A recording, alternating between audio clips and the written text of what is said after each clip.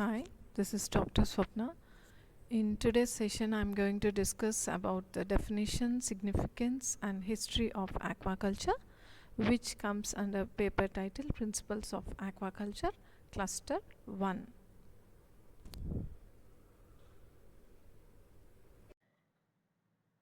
Definition: the farming or rearing of aquatic organisms such as fishes, crustaceans, molluscans, etc., under controlled conditions is called aquaculture. Aquaculture అంటే aquatic ఆర్గనిజమ్స్ని grow చేయడం. So ఆ యొక్క aquatic organisms ఏవైనా అవ్వచ్చు. Fishes, crustaceans, molluscans. So ఏవైనా సరే fishes కానీ crustaceans కానీ మొలస్కన్స్ కానీ వాటి యొక్క న్యాచురల్ వాటర్ బాడీస్ నుంచి వాటిని తీసుకొచ్చి ఆర్టిఫిషియల్గా న్యాచురల్ ఎన్విరాన్మెంట్ని ఇస్తూ దానికి న్యాచురల్ ఎన్విరాన్మెంట్ని క్రియేట్ చేసి వాటిని గ్రో చేస్తే కనుక దాన్నే ఆక్వాకల్చర్ అంటారు. సో ఈ యొక్క ఆక్వాకల్చర్ యొక్క వర్డ్ అనేది coming to the scope. The word aquaculture though used rather widely for the last 2 decades to denote all forms of culture of aquatic animals and plants in fresh, brackish and marine environment. So ఈ యొక్క aquaculture అనే word అనేది last 2 decades నుంచి use చేస్తాం. ఈ యొక్క use చేసే యొక్క వర్డ్ అనేది దేన్ని డినోట్ చేస్తుందంట? Culture of all forms of aquatic animals and plants. So aquatic అంటే వాటర్ బాడీస్లో ఉండే అన్ని రకాల యానిమల్స్ని ప్లాంట్స్ని కల్చర్ చేస్తే అది కూడా ఫ్రెష్, బ్రాకిష్ అండ్ మెరైన్ వాటర్స్లో వాటిని కనుక మనం కల్చర్ చేసినట్లయితే దాన్నే ఆక్వాకల్చర్ అంటారు అని చెప్తున్నారు. However, the term aquaculture is sufficiently expressive and all inclusive. ఈ యొక్క ఆక్వాకల్చర్ అనే టర్మ్ అనేది ఇప్పుడు మనం డినోట్ చేస్తుంది అని చెప్పి ఏం డినోట్ చేస్తుంది? అన్ని రకాల ఆక్వాటిక్ యానిమల్స్ని ప్లాంట్స్ని కల్చర్ చేస్తే దాన్ని ఆక్వాకల్చర్ అంటారు అని చెప్పి. సో ఆక్వాకల్చర్ అనే వర్డ్కి ఆ ఇచ్చిన డెఫినేషన్కి కరెక్ట్గా యాప్ట్ అయింది కాబట్టి it is all inclusive and expressive. But it needs only a clarification that it does not include the culture of essentially terrestrial plants or basically terrestrial animals. So aquaculture ante aquatic water bodies lo nothing but aquatic or means water bodies another. Water బాడీస్లో ఉండే అన్ని రకాల యానిమల్స్ని ప్లాంట్స్ని culture చేస్తుంది, కానీ it does not include. So ఎటువంటి వాటిని అది కల్చర్ చేయదంటాం? Terrestrial plants and terrestrial animals. భూమి మీద ఉండే ప్లాంట్స్ అండ్ యానిమల్స్ని అది కల్చర్ చేయదు, కానీ బట్ వాటర్లో ఉండే అన్ని రకాల యానిమల్స్ని అన్ని రకాల ప్లాంట్స్ని కల్చర్ చేస్తే దాన్ని ఆక్వాకల్చర్ అంటారు అని చెప్తున్నారు. The type of aquaculture. So it also denotes what the type of culture techniques or systems such as pond culture, raceway culture, cage culture, pen culture and raft culture. The type of culture techniques. So aquaculture growth అంటే మనం different types of ఫిషెస్ని, క్రస్టేషన్స్ని, మొలస్కన్స్ని use చేసుకుంటాం. So వాటి యొక్క growth కోసం మనం different టెక్నిక్స్ని adapt చేసుకుంటూ ఉంటాం. So ఆ యొక్క టెక్నిక్స్ వల్ల ఏంటి అంటే it gives some of the improvement in the production of the aquatic organisms. So ఆ యొక్క టెక్నిక్స్ని చూసుకున్నట్లయితే they are pond culture, raceway culture, cage culture, pen culture and raft culture అని చెప్తున్నారు. The environment in which the culture is done అంటే ఎటువంటి ఎన్విరాన్మెంట్లో culture చేయొచ్చు, ఆక్వాకల్చర్ జరుగుతుంది. Fresh water, brackish water and salt waters. So fresh, brackish and salt వాటర్స్లో ఎక్కువగా aquaculture అనేది చేస్తూ ఉంటారు. And A specific character of the environment is used for culture. And మనం ఆక్వాటిక్ ఆర్గనిజమ్స్ని ఆక్వాటిక్ వాటర్ బాడీస్ అంటే nothing but water బాడీస్లో culture చేస్తున్నాం. So culture చేసినప్పుడు అన్ని స్పీషీస్ ఒక టైప్ ఆఫ్ వాటర్ బాడీస్లోనే బ్రతకలేవు. కొన్ని ఫ్రెష్ వాటర్లో, కొన్ని బ్రాకిష్లో, కొన్ని సాల్ట్ వాటర్లో బ్రతుకుతాయి. సో అలాగే it also include some specific character of this environment. So ఆ యొక్క వాటర్ బాడీస్ కూడా డిఫరెంట్ ఎన్విరాన్మెంట్స్లో డిఫరెంట్ కైండ్స్ ఆఫ్ ఫిషెస్ ఉంటాయి. అంటే ఎగ్జాంపుల్స్ వచ్చేసి cold water, warm water, upland, low, in, coastal, estuarine. So అన్ని ఫిషెస్ ఫ్రెష్ వాటర్లో బ్రతకలేవు, అన్ని ఫిషెస్ బ్రాకిష్ వాటర్లోనే బ్రతకలేవు, అన్ని ఫిషెస్ సాల్ట్ వాటర్లో బ్రతకలేవు. సో ఈ ఒక్కొక్క ఫిష్కి ఒక్కొక్క టైప్ ఆఫ్, ఒక్కొక్క aquatic ఆర్గానిజమ్స్కి ఒక్కొక్క టైప్ ఆఫ్ ఎన్విరాన్మెంట్కి అవి అడాప్ట్ అయి ఉంటాయి. సో అటువంటి ఎన్విరాన్మెంట్ని క్రియేట్ చేసి మనం కల్చర్ చేయాలి అని చెప్తున్నారు. While aquaculture is generally considered A part of fisheries science. So ఏం చెప్తున్నారు, ఫిషరీస్ సైన్స్లో ఆక్వాకల్చర్ అనేది ఒక part. There is now a tendency by to denote the distinction between the two. So ఫిషరీస్లోనే ఆక్వాకల్చర్ అనేది ఒక పార్ట్. ఆక్వాకల్చర్లోని ఫిషెస్ గురించి చెప్పుకుంటాం, ఫిషరీస్లోని ఫిషెస్ గురించి చెప్పుకుంటాం. బట్ సో ఆ రెండు టర్మ్స్ మధ్య డిఫరెన్స్ అనేది ఉంది అని చెప్తున్నారు. అది కూడా ఏంటి అంటే it is having the basic differences. ఇటువంటి బేసిక్ డిఫరెన్సెస్ దేంట్లో ఉండేంట, in development and management. So ఆక్వాకల్చర్కి different type of development and management ఉంటుంది, ఫిషరీస్కి దానికి తగ్గట్టు ఉండే డెవలప్మెంట్ అండ్ మేనేజ్మెంట్ అనేది ఉంటుంది. సో రెండులోనూ మనం ఆక్వాటిక్ ఆర్గానిజమ్స్ ఫిషరీస్లోనూ ఆక్వాకల్చర్లోనూ ఫిషెస్ గురించి మనం డిస్కస్ చేసినా సరే, సో రెండిటి యొక్క డెవలప్మెంట్ అండ్ మేనేజ్మెంట్ అనేది వేరుగా ఉంటాయి, డిఫర్ అవుతాయి అని చెప్తున్నారు. Coming to the history, origin and growth. History. Earth's surface is covered with water, which gives medium to living organisms, which include a varied forms of life from protozoa to chordata. So ఇక్కడ ఏమవుతుంది అంటే earth surface అనేది it is covered with water, అందరికీ తెలిసింది. So ప్రతి ఒక్క జీవి water మీద ఆధారపడి ఉంటుంది. అందులో చూసుకుంటే ప్రోటోజోవా టు కార్డేటా, ప్రతి ఒక్క ఆర్గానిజం ఫ్రమ్ ఇన్వర్టిబ్రేట్ నుంచి వెర్టిబ్రేట్స్ వరకు ప్రతి ఒక్క ఆర్గానిజం అనేది వాటర్ మీద డిపెండ్ అవుతుంది. దాంట్లో చూసుకుంటే fishes are one of them. So మెయిన్గా ఫిషెస్కి వాటర్ కావాలి, వాటర్ లేకపోతే ఫిషెస్ అనేవి బ్రతకలేవు.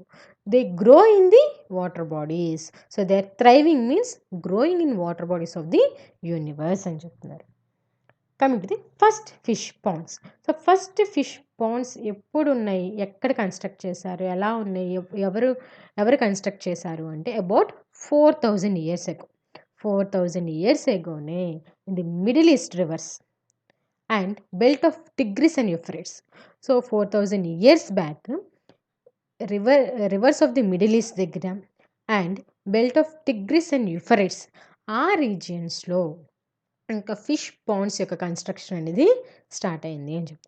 ఎందుకు అంటే ఆ యొక్క ఏరియాస్ అనేవి చాలా వెట్గా ఉంటాయి. They are very much wetter and more fertile, which is the suitable environment for the production of aquaculture. Middle East. This is the Middle East region. Here the blue color or lightish green colors are the representing the water bodies. They are the rivers. And here it is the Tigris and Euphrates. Tigris and Euphrates. These regions are more wetter and fertile antunaru. It is the period in which the first fish ponds was built by the Sumerians in their temples. So ఆ యొక్క రీజియన్స్లో 4000 years back Middle East రీజియన్లోను and belt of Tigris and యూఫ్రేట్స్లో first fish ponds యొక్క construction first fish ponds అనేవి construct జరిగింది అంటున్నారు. So అది కూడా ఎక్కడంటాం, the temples of the Sumerians. So Sumerians అంటే the people who are living in Sumer. Sumer అనేది ancient name of southern Iraq. Present southern ఇరాక్ని దాని యొక్క ఏన్షియంట్ నేమ్ వచ్చేసి సమ్మర్. ఎవరైతే ప్రజలు సమ్మర్లో బ్రతికే వాళ్ళు, నివసించే వాళ్ళు, వాళ్ళని సమేరియన్స్ అనేవాళ్ళు. ఈ యొక్క సమేరియన్స్ అనేవాళ్ళు వీళ్ళమ్మ. So these are the Sumerians who use to live in this Sumer. Present this Sumer is known as southern Iraq. So ఈ యొక్క సమేరియన్స్ అనేవాళ్ళు వాళ్ళ యొక్క టెంపుల్స్లో ఫస్ట్ ఫిష్ పాండ్స్ని కన్స్ట్రక్ట్ చేసుకున్నారంట. So not only Sumerians but also Assyrians and other races. So మిగిలిన వాళ్ళు కూడా ఈ యొక్క type of construction fish ponds in the టెంపుల్స్ని ఫాలో అయ్యారు. సో వాళ్ళు ఎవరు అంటే Assyrians and races and other races. Assyrians అంటే the people who use to live in the Assyria. ఎవరైతే ఎసీరియాలో బ్రతికే వాళ్ళో ప్రజలు వాళ్ళని ఎసీరియన్స్ అంటారు. Assyrians is the ancient name of northern Iraq.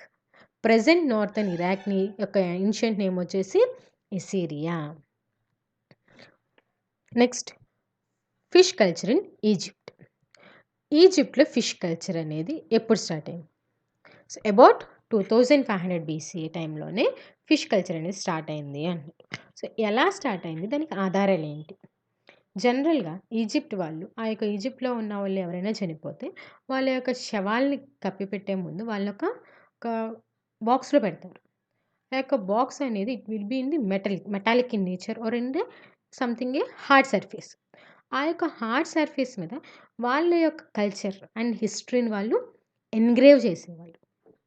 Engraving means nothing but designing on the hard surface.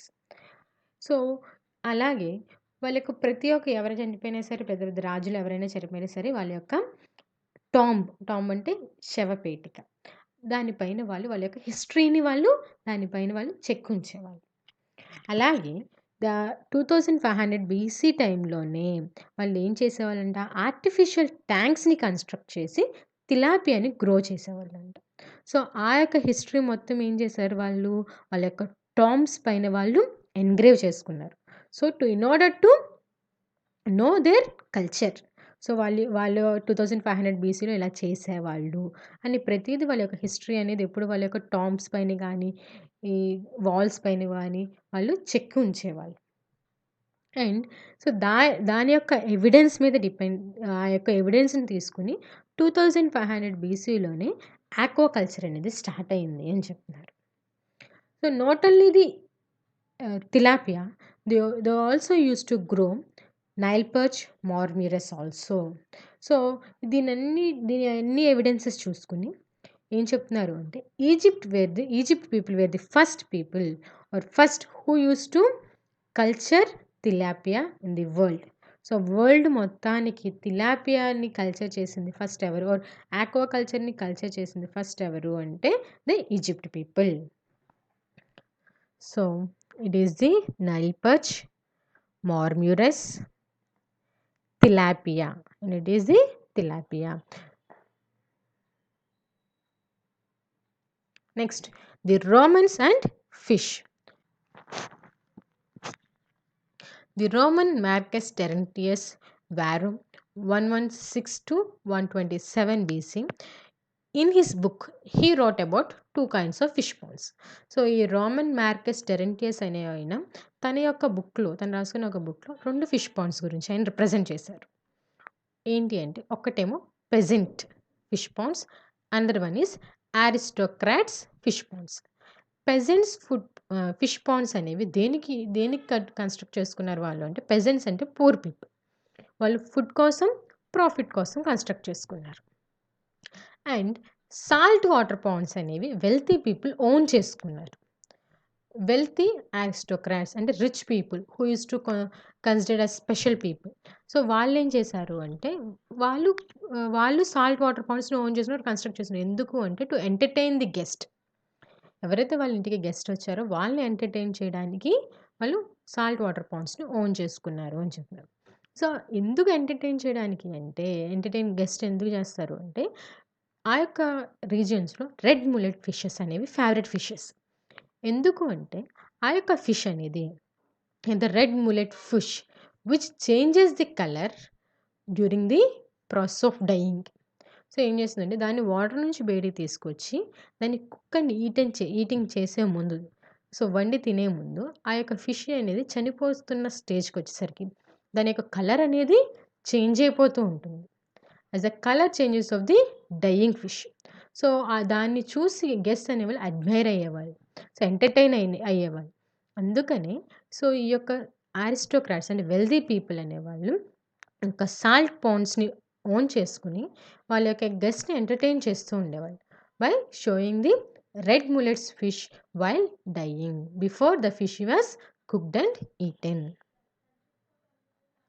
These are the red mullet fishes which changes the color during dyeing.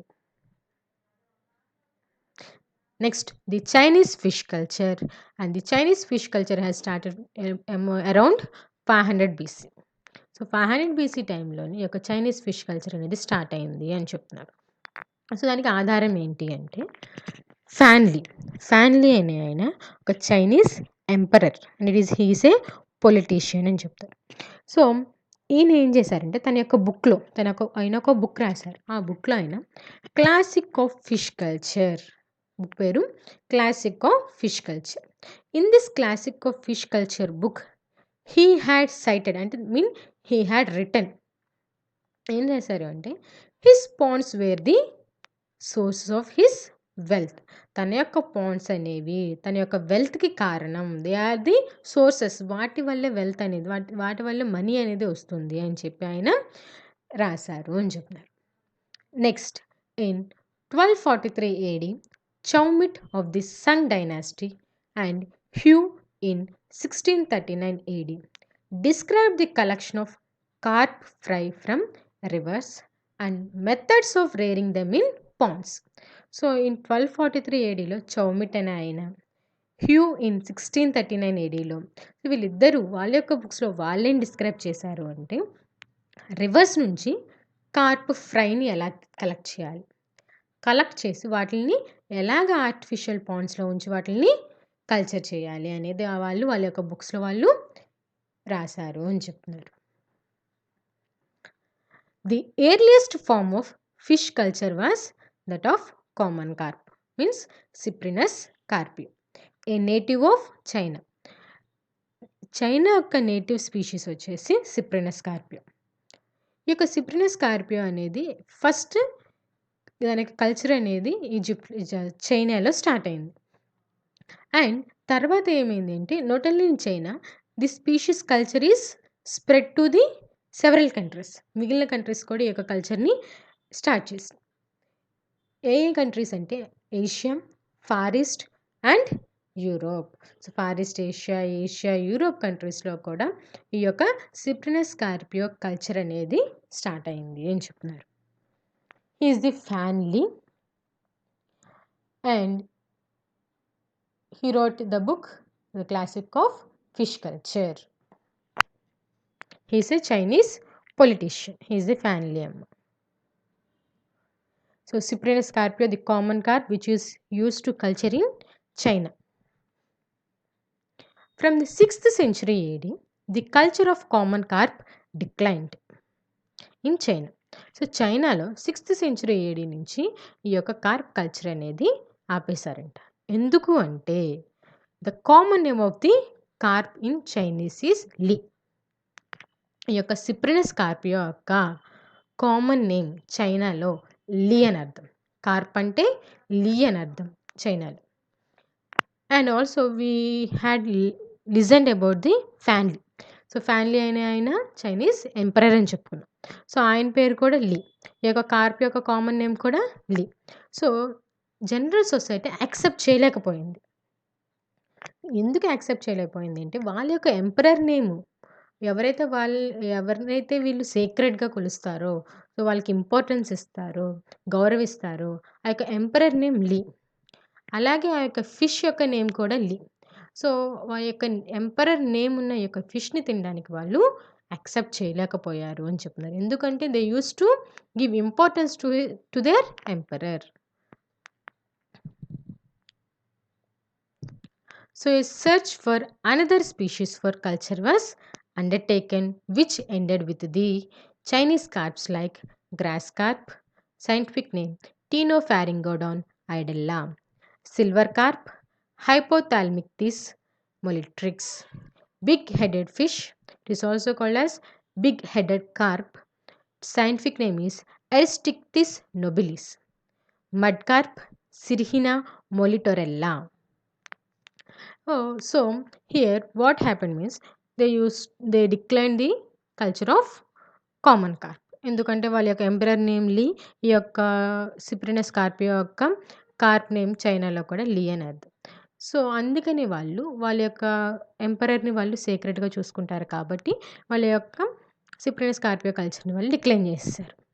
But దానికి రిప్లేస్మెంట్గా వాళ్ళు ఏం చేశారంటే ఇంకొన్ని స్పీషీస్ని search చేసుకున్నారు. So ఆ యొక్క searching ప్రాసెస్లోనే వాళ్ళకి కనిపించినవి ఏంటంటే some of the Chinese corps.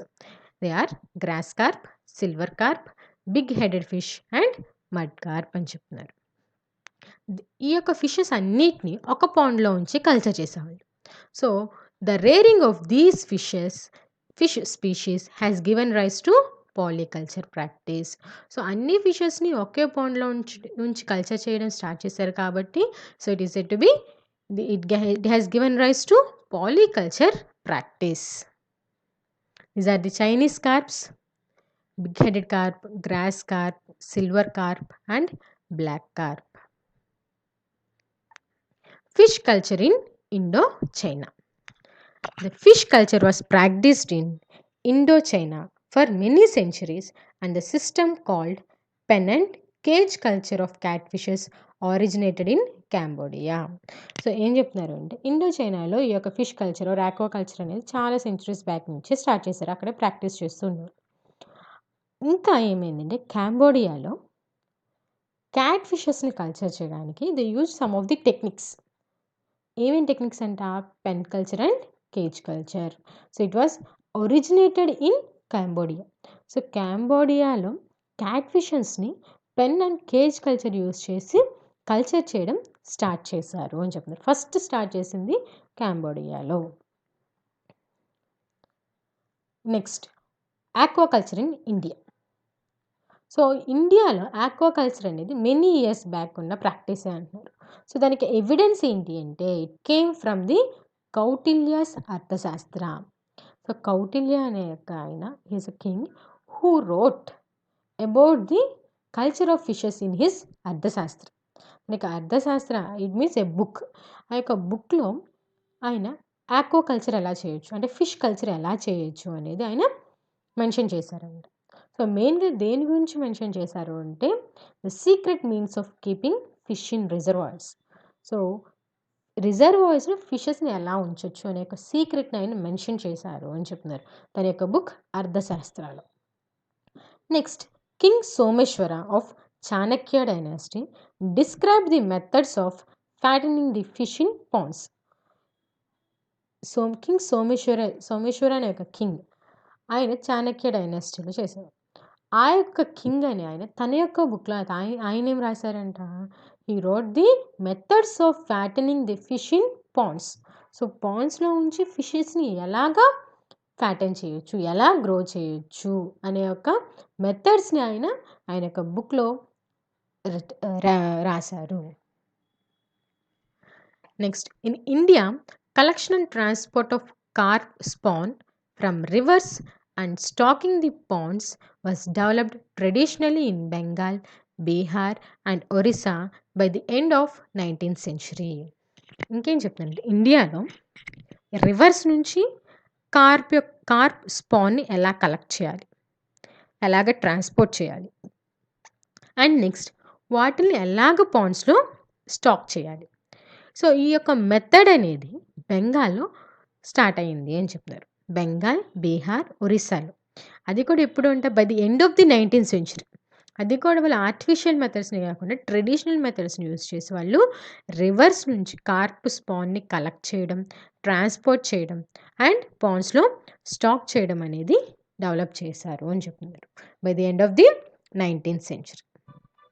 This technique spread in other states also, and a notable advance in fish culture in Bengal was the construction of bunds for carp breeding. So ఈ యొక్క ఏదైతే technique ట్రెడిషనల్గా Corp స్పాన్ని collect చేసి transport చేసి పాండ్స్లో stacking చేశారో ఆ యొక్క technique అనేది మిగిలిన స్టేట్స్ కూడా అది స్ప్రెడ్ అయింది అని చెప్తున్నారు. And A notable advance in fish culture. So బెంగాల్లో ఫిష్ కల్చర్ని డెవలప్ చేస్తూ ఒక అడ్వాన్స్ టెక్నిక్స్ని కూడా స్టార్ట్ చేశారు. దాంట్లో ఏంటి అంటే construction of bunds for carp breeding. So కార్ప్స్ని బ్రీడ్ చేసే టైంలో, బ్రీడింగ్ జరిగే టైంలో వాటిని సపరేట్గా ఉంచడానికి బన్స్ని కన్స్ట్రక్ట్ చేసేవాళ్ళు. These are the bunds, natural bunds which are used for carp breeding. So it was a constructed in a depression and in which fish are stored typically for breeding. So breeding పర్పస్కి మాత్రం ఈ యొక్క కార్ప్స్ని తీసుకొచ్చి ఈ యొక్క స్పాన్స్లో ఇది యొక్క బన్స్లో ఉంచేవాళ్ళు just for storing the breeding carps. Warm water fish culture got a boost in 1911 when, under the guidance of H.C. Wilson, the first big fish farm with facilities of carp breeding came into existence in Tamil Nadu. So 1911లో చూసుకుంటే warm water fish culture అనేది increase అయిపోతూ ఉంది. So దానికి చాలా importance పెరిగింది, ప్రతి ఒక్కరు దాన్నే యూస్ చేస్తూ ఉన్నారు. అండ్ హెచ్సి విల్సన్ అనే ఆయన యొక్క గైడెన్స్లో first big fish farm with all facilities for carp బ్రీడింగ్ని స్టార్ట్ చేశారంట. ఎక్కడ అంటే in Tamil Nadu. Next, the Indian council of agriculture research recommended sponsoring fisheries research schemes by state government and universities on different aspects of fish culture. ICAR అనే ఒక institute అనేది state గవర్నమెంట్స్ని and యూనివర్సిటీస్ని ఏం చేసింది అంటే రికమెండ్ చేసింది. దేనికి రికమెండ్ చేసిందంట? ఫిషరీస్ రీసెర్చ్ స్కీమ్స్ అనేవి యూనివర్సిటీస్లో స్టూడెంట్స్, పిహెచ్డి స్కాలర్స్ ఎవరైతే ఉన్నారో, లేదంటే ఎవరైనా సరే ఫిష్ కల్చర్ని ఎలాగ ఇంప్రూవ్ చేయొచ్చు, సో ఎన్ని అప్రోచెస్ ఉన్నా సరే, సో ఏ అప్రోచ్ ద్వారా అయితే ఫిష్ కల్చర్ని ఇంక్రీజ్ చేయొచ్చు, ప్రొడక్షన్ ఇంక్రీజ్ చేయొచ్చు, అలా కంట్రీ యొక్క స్టేట్ గవర్నమెంట్ యొక్క ఇన్కమ్ని పెంచేలాగా, సో ఈ యొక్క ఫిష్ కల్చర్ని డిఫరెంట్ ఆస్పెక్ట్స్లో ఇంక్రీజ్ చేసేలాగా వాటి యొక్క రీసెర్చ్ స్కీమ్స్ని ఇంప్రూవ్ చేయమని చెప్పి, రీసెర్చ్ స్కీమ్స్ని జరిపించమని చెప్పి ఈ యొక్క ఐకర్ అనేది స్టేట్ గవర్నమెంట్ని మనీ స్పాన్సర్ చేయమని చెప్పి రికమెండ్ చేసింది. Not only sponsoring, they also want extend the fish culture. So మన యొక్క కంట్రీ యొక్క ఇండియన్ గవర్నమెంట్ అనేది also want the fish culture to extend all parts of the country. ఒక చోటకే కాకుండా ఓవరాల్ కంట్రీ మొత్తం యొక్క ఫిష్ కల్చర్ టెక్నిక్స్ని, అవర్ యాక్టివిటీస్ని అండర్స్టాండ్ చేసుకుని grow చేయాలి అని ఇండియన్ గవర్నమెంట్ యొక్క మెయిన్ ఎయిమ్. సో దానికోసం ఈ యొక్క ఇండియన్ గవర్నమెంట్ అనేది established central inland fisheries research institute at బ్యారక్పూర్, CIFRA, బ్యారక్పూర్లో ఒక సెంట్రల్ ఇన్లాండ్ ఫిషరీస్ రీసెర్చ్ ఇన్స్టిట్యూట్ని ఎస్టాబ్లిష్ చేసింది. సో దీనివల్ల ఏంటి అంటే రీసెర్చ్ ప్రోగ్రామ్స్ అనేవి కండక్ట్ చేస్తూ, అవి సక్సెస్ అయితే వాటిని ఇంప్లిమెంట్ చేస్తూ కూడా ఉంటుంది. So the pond culture substation of CIFRA was started at Cuttack in 1949. So CIFRA ఇక central Indian fisheries research institute అనేది, so it has started the pond culture substation. కటక్లో 1949లో పాండ్ కల్చర్ సబ్స్టేషన్ని స్టార్ట్ చేసింది. ఎందుకు స్టార్ట్ చేసింది అంటే, ఇప్పుడు మనం పాండ్స్లో ఫిష్ కల్చర్ చేస్తాం. అలా కల్చర్ చేస్తున్నప్పుడు it is different from culturing in the natural water bodies. So natural water బాడీస్లో ఫిష్ యొక్క గ్రోత్ ఒకలా ఉంటుంది, పాండ్ వాటర్ బాడీస్లో ఫిష్ యొక్క గ్రోత్ అనేది ఒకలా ఉంటుంది. సో పాండ్లో ఉన్నప్పుడు దానికి ఆర్టిఫిషియల్గా న్యాచురల్ ఎన్విరాన్మెంట్ మనం క్రియేట్ చేస్తున్నాం కాబట్టి the fishes in the ponds face different problems. So ఆ యొక్క ప్రాబ్లమ్స్ని ఫైండ్ చేసి వాటి యొక్క సొల్యూషన్స్ని తెలుసుకునేలాగా ఈ యొక్క పాండ్ కల్చర్ సబ్స్టేషన్ అనేది కటక్లో స్టార్ట్ చేశారు అని చెప్తున్నారు. అండ్ ఆ యొక్క ప్రాబ్లమ్స్ తెలుసుకుని వాటికి సొల్యూషన్స్ వెతికి by conducting different research programmes, so research చేసి ఆ యొక్క ప్రాబ్లమ్స్ని సాల్వ్ చేసేవాళ్ళు. And also has been laid on research programmes in inland fisheries. So inland ఫిషరీస్లో కూడా ఏమైనా ప్రాబ్లమ్స్ ఉంటే వాటిని సాల్వ్ చేయడానికి రీసెర్చ్ ప్రోగ్రామ్స్ అనేవి కండక్ట్ చేసేవాళ్ళు అని చెప్తున్నారు. This all comes under the first generation techniques. In 1970 after the production, so development అవుతూ ఉంది, స్లోగా జరుగుతూ ఉంది. సో 1970లో సెకండ్ జనరేషన్ టెక్నిక్స్ స్టార్ట్ అయినాయి.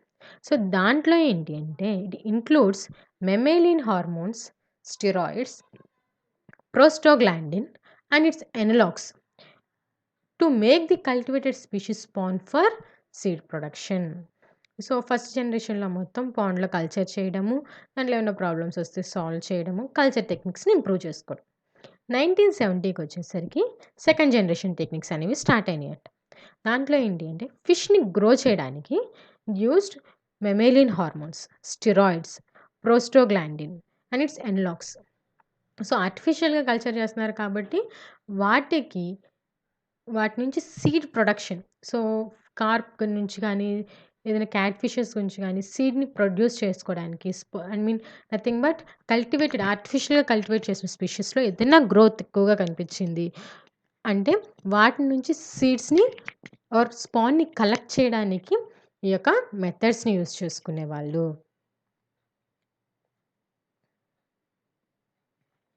Central institute of fisheries education, Versova, Mumbai. Aquaculture Research and Training Center, Kakinada. Central Marine Fisheries Research Institute, Cochin. Central Institute of Freshwater Aquaculture, Kausalyaganga, Orissa. Central Institute of Brackish Water Aquaculture, Chennai, have been established for the development of aquaculture in India. So ఈ యొక్క institutes అన్ని ఎందుకు establish చేశారు అంటే for the development of aquaculture in India. ఇండియాలో aquaculture యొక్క development కోసమే ఈ యొక్క ఇన్స్టిట్యూట్స్ అన్నిటిని ఎస్టాబ్లిష్ చేశారు. Next, general principles underlying the practices of aquaculture. Production of low cost protein in which nutritive, palatable and easily digestible human food. So ఎందుకు ఈ యొక్క మెయిన్ జనరల్ ప్రిన్సిపల్స్ ఏంటి అంటే, సో ఆక్వాకల్చర్ని మనం స్టార్ట్ చేయాలి అంటే మెయిన్గా మనం కొన్ని ప్రిన్సిపల్స్ని ఫాలో అవ్వాలి. సో ఆ యొక్క జనరల్ ప్రిన్సిపల్స్ ఏంటి అంటే తక్కువ ఖర్చుతో ఎక్కువ ప్రోటీన్ అండ్ న్యూట్రియన్స్ ఉండేలాగా అండ్ టేస్టీగా ఉండేలాగా ఈజీగా డైజెస్ట్ అయిపోయే ఫుడ్ని ప్రొడ్యూస్ చేయడం. Next, providing new species and strengthening stocks of existing fish in natural and man-made water bodies through artificial recruitment. Next ఏం చెప్తున్నారు అంటే కొత్త స్పీషీస్ని ప్రొవైడ్ చేయాలి, అలాగే న్యాచురల్ అండ్ మ్యాన్మేడ్ వాటర్ బాడీస్లో ఉన్న ఫిష్ స్టాక్ని పెంచాలి త్రూ ఆర్టిఫిషియల్ రిక్రూట్మెంట్. ఆర్టిఫిషియల్గా స్పాన్ అంటే ఇందాక మనం చెప్పుకున్నాం సెకండ్ జనరేషన్ టెక్నిక్స్లో ప్రోస్టాగ్లాండిన్, మెమెలిన్ హార్మోన్స్ ఇస్తారు అని. అలాగా మనం కల్చర్ చేసేటప్పుడు ఉన్న ఫిషెస్కి దాని యొక్క ఫీడ్లో మెమెలిన్ హార్మోన్స్ కానీ ప్రోస్టాగ్లాండిన్ కానీ సో యొక్క హార్మోన్స్ అన్నీ ఇవ్వడం వల్ల ఏమవుతుంది, వాటి యొక్క గ్రోత్ అనేది పెరుగుతుంది.